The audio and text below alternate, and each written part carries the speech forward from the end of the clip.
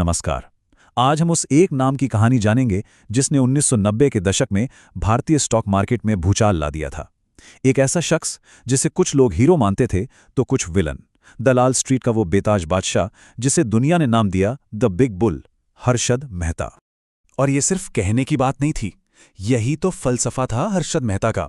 इसी एक लाइन पर चलते हुए उन्होंने शेयर बाजार में एक ऐसा खेल खेला जिसने उन्हें आसमान की बुलंदियों तक पहुंचाया और फिर उतनी ही तेजी से वापस जमीन पर पटक दिया। ये कहानी है जोखिम की, लालच की और एक ऐसे सिस्टम की जिसमें बहुत सारी कमियां थी। जब भी हर्षद मेहता का नाम आता है ना, तो ये एक आंकड़ा है जो सब कुछ कह देता है। 4,000 करोड़ रुपए। जी हां, ये उस घोटाले का अंदाजन साइज था जिसने पूरे देश की आर्थिक व्यवस्था को हिलाकर रख दिया था।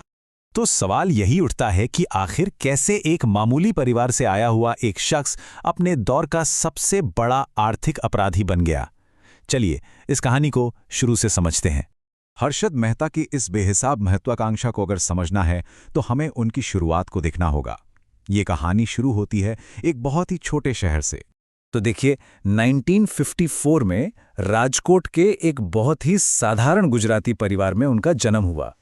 बड़े सपने लेकर वो मुंबई आ गए और यहाँ आकर उन्होंने सीमेंट बेचने जैसे छोटे-मोटे काम भी किए। लेकिन उनकी नज़रें तो हमेशा दलाल स्ट्रीट पर ही टिकी थीं। और फिर 1984 में उन्होंने अपनी खुद की कंपनी बनाई, grow more research and asset management. बस यहीं से उनके बड़े खेल की नींव पड़ चुकी थी। तो अब आते हैं कहानी के सबसे ज़रूरी हिस्से पर। आखिर वो तरीका क्या था जिससे मेहता ने पूरे बैंकिंग सिस्टम को, आप कह सकते हैं, अपनी कठपुतली बना लिया था।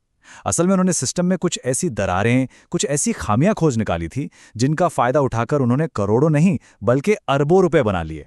इस पूरे घोटाले की जो चाबी थी ना, वो था एक छोटा सा कागज जिसे कहते हैं बैंक रसीद या BR।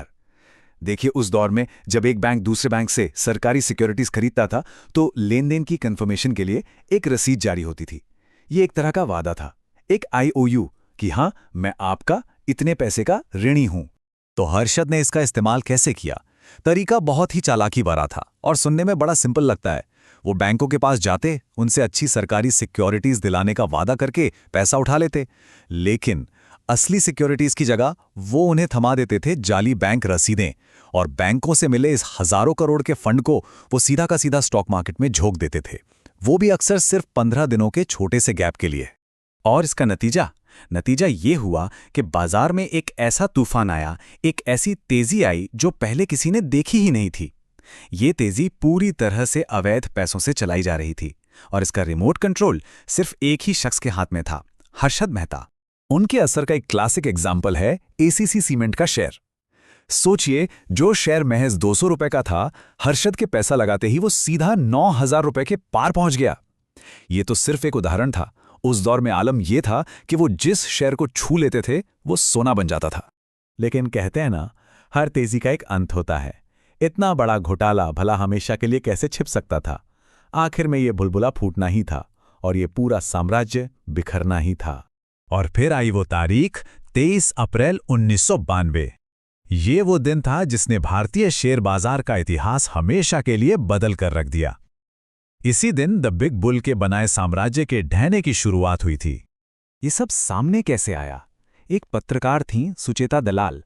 उन्होंने द टाइम्स ऑफ इंडिया में एक ऐसा लेख छापा जिसने पूरे देश में जैसे भूचाल ला दिया। उन्होंने ही हर्षद मेहता के इस 4,000 करोड़ के घोटाले का पर्दाफाश किया और सबको बताया कि कैसे मेहता बैंकिंग सिस्टम के साथ खिलवाड़ कर रहे थे।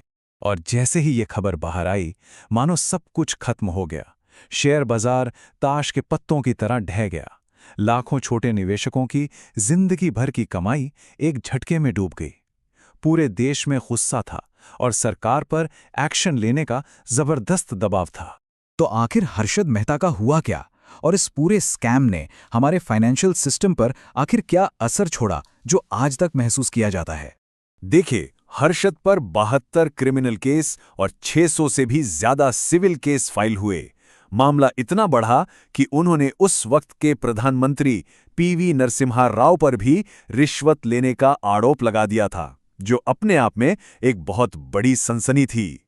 मुकदमों के इसी सिलसिले के दौरान साल 2001 में ठाणे जेल में दिल का दौरा पड़ने से उनकी मौत हो गई। लेकिन अगर इस घोटाले की सबसे बड़ी और कह सकते हैं एक स्थायी विरासत कुछ रही, तो वो थी सेबी की मजबूती। इस स्कैम ने सरकार की आंखें खोल दी और तब जाकर बाजार को रेगुलेट करने वाली संस्था सेबी यानी securities and exchange board of India को असली ताकतें दी गईं ताकि भविष्य में कोई दूसरा हर्षद मेहता पैदा ना हो सके। तो आखिर में हम फिर से उसी सवाल पर आ जाते हैं, हर्षद मेहता कौन थे? एक जीनियस जिसने सिस्टम की कमियों को पकड़कर उसका फायदा उठाया, या फिर सिर्फ एक धोखेबाज जिसने लाखों लोगों की जिंदगी भर की कमाई डुबो दी? ये एक ऐसा सवाल है जिसका जवाब शायद आज भी लोग अपने अपने हिसाब से देते हैं, और यही उनकी सबसे जटिल विरासत है।